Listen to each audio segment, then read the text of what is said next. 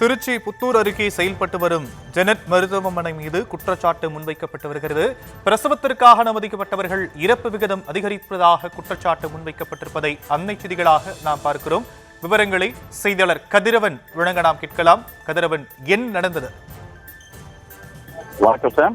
Trichy புத்தூரில் Janet மருத்துவமனையில் கடந்த November மாதம் ஜெயராணி என்பவர் பிரசவத்திற்காக அனுமதிக்கப்பட்ட நிலையில் அவர் உயிரிழந்தார். இதனால் ஆத்திரமடைந்த அவரது உறவினர்கள் போராட்டம் நடத்தி அடுத்து உரிய விசாரணை நடத்தி திருச்சி மாவட்ட ஆட்சியர் சரவணன் உத்தரவிட்டிருந்தார்.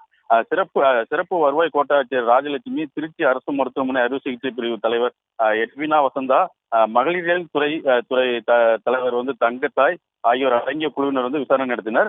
விசாரணையின் முடிவில் மருத்துவமனையின் போதிய உட்கட்டமைப்பு வசதி மற்றும் மருத்துவமனை மேலாண்மை இன்றி நோயின் தீவிரத்தன்மையை முன்கூட்டியே அறியாமல் இருந்ததால் பிரசவ இறப்புகள் தொடர்கதையாக உள்ளது தெரிய வந்துள்ளது.